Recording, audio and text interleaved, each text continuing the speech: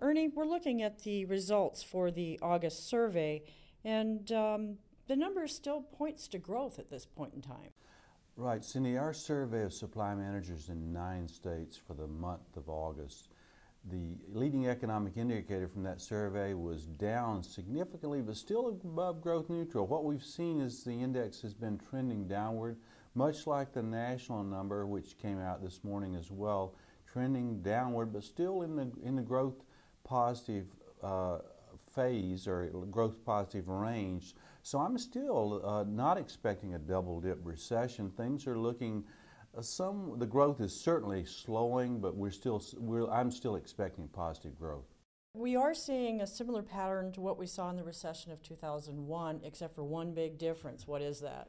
Well, we've got a tax increase coming up January 1, of course, and the Obama administration and the Congress have indicated they're going to pass at least portions of that and keep the tax cuts for certain individuals, and that's going to be very good and very important because we really don't need a tax increase right now. So whether it's all workers or certain workers, we need to extend those so-called Bush tax cuts, and that I think will mean that the economy will continue to grow.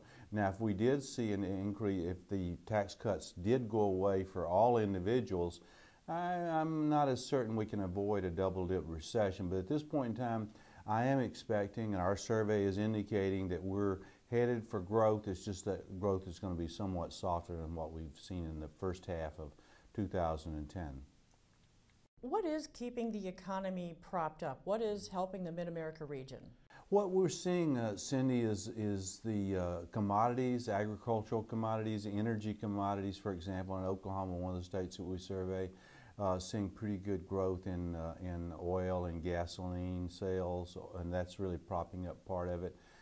North Dakota, another state where energy is very important. So energy and agricultural commodities with a somewhat weaker dollar, that's pushed up the prices, the price of agricultural commodities, the price of energy commodities, and that's been very good for the area. Likewise, we're seeing a rebound in some of the smaller manufacturers, manufacturing connected to the farm sector. That's also very good. So you're seeing right now a bit of a gap between the Mid-American region, that's the 9 states that we survey, stretching from North Dakota and Minnesota in the north, Oklahoma and Arkansas in the south. The gap between those 9 states and the U.S. is widening somewhat. That is, the growth is slowing in both the U.S. and our Mid-America region. It's just slowing more significantly, more dramatically for the U.S.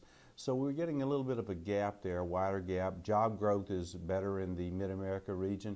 In fact, for the month of August, according to our survey, we're still seeing pretty good job growth there, and that's quite significant. For example, for the Mid-American region, we tracked about 2% annualized job growth in the Mid-America region. For the U.S., that's about 0.25%. So that's a huge, huge difference there, and we're likely to continue to see that gap in the months ahead. What about the imports and exports? Boy, Cindy, trade numbers were not good for the month, and of course President Obama has indicated that we really need, and I agree with him, an expansion in exports. The export number was down, the import number was down, and of course that's just indicative of a slower growth economy. We saw, for example, also the inventory numbers. That a lot of the growth that we've seen in 2010 was related to inventory buildups. Now all of a sudden those inventory buildups are slowing.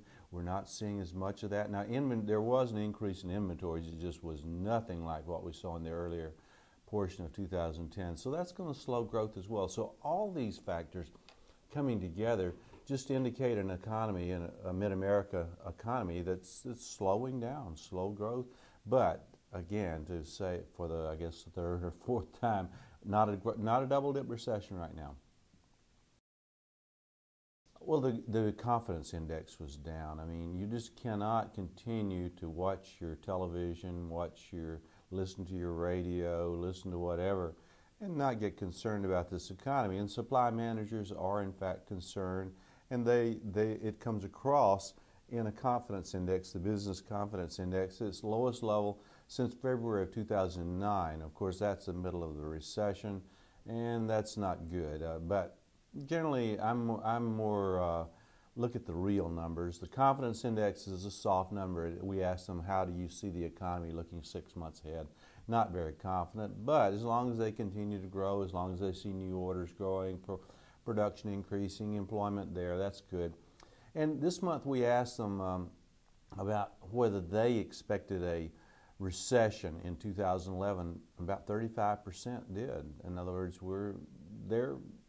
the idea of a double-dip recession is much more prevalent among the supply managers than it is among economists. And of course, they're the canaries in the coal mine, and they're 35% expect a recession for 2011. Not good. About 8 to 10% said no, it's not very likely, and the remaining said, it's 50-50 shot. So all in all, at least their expectations, and that's pretty broad across the U.S. I mean, it's just a lot of negativism out there right now, and it's showing up in our survey, but the economy is still expanding, and that's the most important part. Whatever we think, whatever we feel, the numbers are still looking reasonably good. Well, it was again, it was a good report, Cindy. But it's not as good as what we saw earlier in the year.